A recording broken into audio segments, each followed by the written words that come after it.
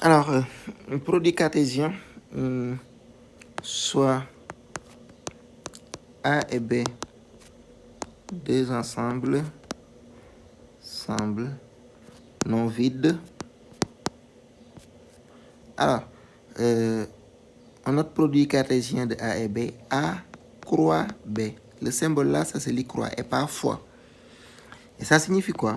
Le produit cartésien de A et B, c'est l'ensemble des couples maintenant X, Y, tel que X appartient à A et Y appartient à B. Donc, exemple simple, A égale petit a, petit e, petit f, et B égale petit 1, petit 2, je m'arrête là.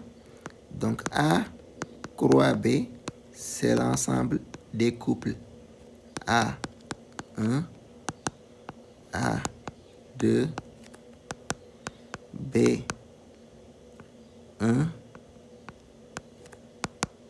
B2, enfin vous comprenez. Ah non, c'est pas B, hein, il n'y a pas de B. Donc E1,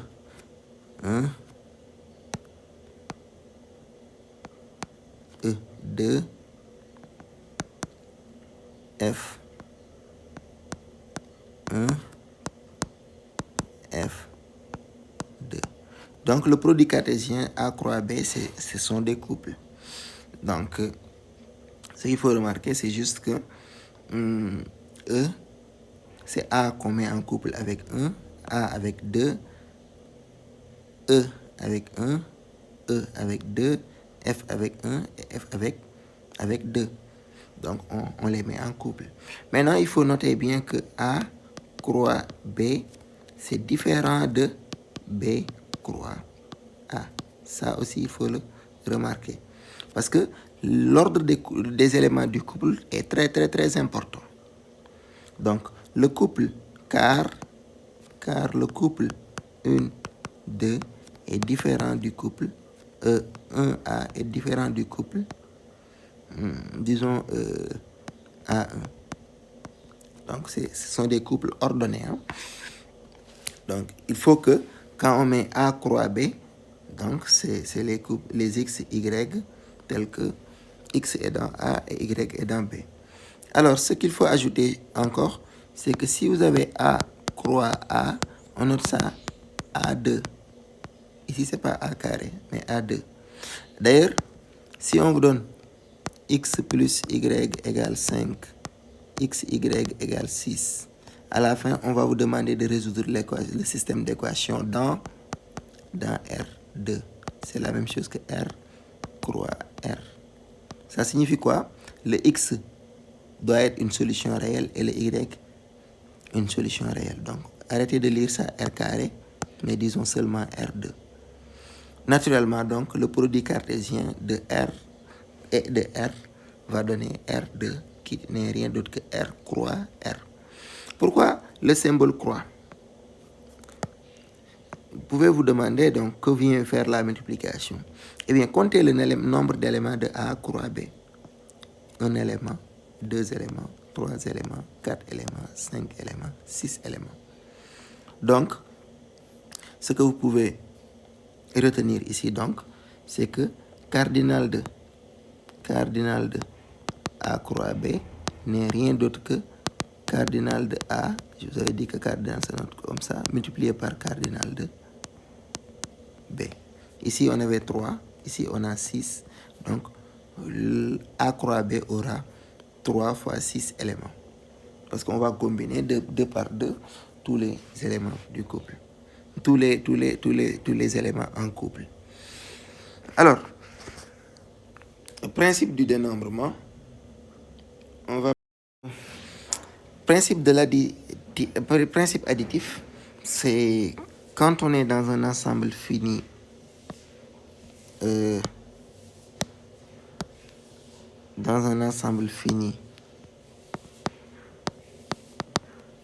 et qu'on partitionne E en plusieurs petites parties. Donc E1, E2, E3, E4, E5, E6, E7. On a déjà vu la notion de partition. Eh bien, cardinal de E, si l'ensemble E est fini, bien sûr, cardinal de E égale somme des cardinaux. Donc, cardinal de E1 plus cardinal de E2 plus cardinal de E3, ainsi de suite. Et ça c'est intuitif, quoi. C'est quelque chose qui n'a pas besoin de trop de détails pour être compris, en fait. Donc, c'est somme des allant de 1 jusqu'à n, si c'est n, de cardinal de EI. De cardinal de EI. Donc, pour faire simple, donc, ça c'est une partition. Maintenant, qu'est-ce qu'on peut dire? On peut dire que pour deux éléments, cardinal de E, si par exemple on a juste E qui est partitionné en deux éléments, E qui est divisé en deux partitions A et B, cardinal de E n'est rien d'autre que cardinal de A plus cardinal de B. Voilà. Maintenant, dans la même logique, la formule des quatre cardinaux, c'est par exemple, si vous avez cette fois-ci E qui contient A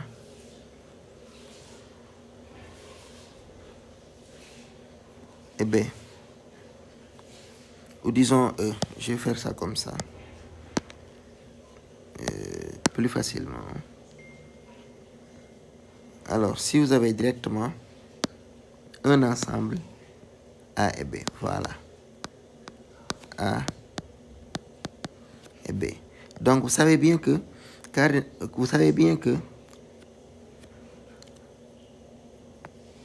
on va dire, on va chercher, on s'intéresse au cardinal de A union B. A union B, c'est cet ensemble-là. On peut dire que A union B, c'est tout ça. Alors, l'idée, c'est de partitionner ça en trois parties. Première partie, c'est cette partie-là. Donc, on va dire que c'est égal à, on va donner d'abord la formule.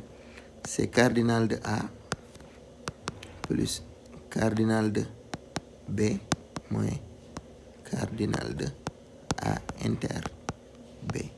Et je vous explique pourquoi. Quand on dit cardinal de A, c'est qu'on a tout pris. Maintenant qu'on dit cardinal de B, cardinal de A, donc c'est ce qui est en rouge là. Cardinal de B, c'est tout ça, en bleu. Et donc, si vous remarquez bien, on veut chercher le cardinal en vert. Le cardinal en vert, donc A union B.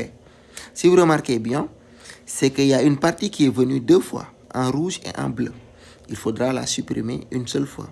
Donc cette partie-là, c'est cette partie que je vais mettre en bleu,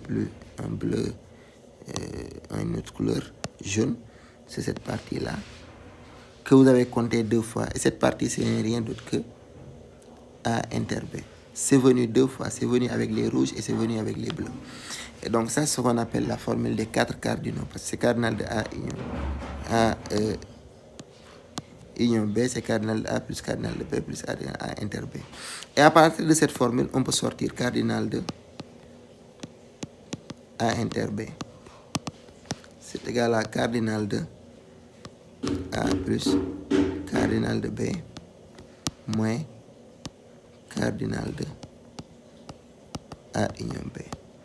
Alors, cette formule, donc, c'est l'une des formules les plus importantes en probabilité.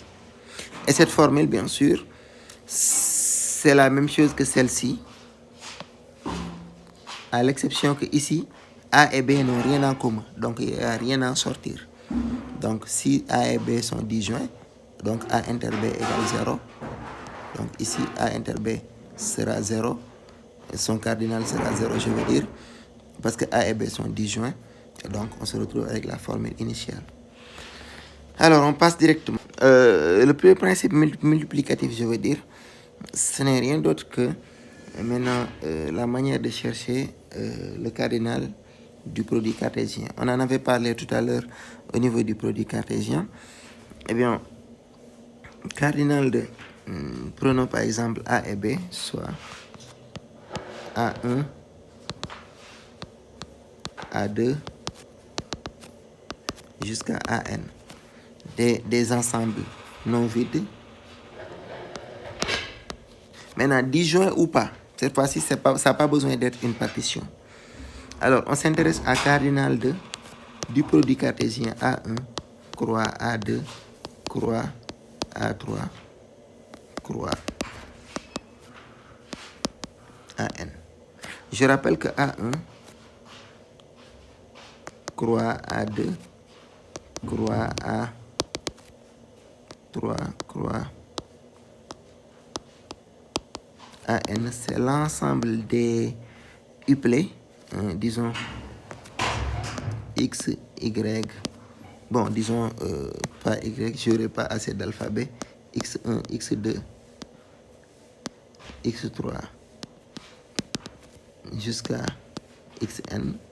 Là, le produit cartésien, je vais donner en couple. Cette fois-ci, c'est beaucoup d'ensembles. Donc, tel que X1 appartient à A1, X2 appartient à A2, et ainsi de suite, jusqu'à Xn appartient à N. Donc, c'est ça le produit cartésien. Donc, le nombre d'éléments là, comme je vous l'avais dit là-bas, ce n'est rien d'autre que le produit. Donc, c'est cardinal de A1 fois cardinal de A2 fois jusqu'à cardinal de AN. Alors, on sous-entend là-bas, la partie simple, c'est vous avez cardinal de A1 croix A2 en cas de 2, donc c'est cardinal de A1 multiplié par cardinal de A2. Alors ici, c'est le croix de l'opération ensembliste. Ici, c'est la multiplication. On est en train de chercher les cardinaux, le nombre d'éléments. Alors, cardinal de A1, bon, disons A croix A directement. A croix A, c'est égal à cardinal de, j'avais dit que A croix A, on appelle ça A2, c'est égal à cardinal de A, le tout, le cardinal de A au carré. Voilà. Donc voici ce qu'il fallait.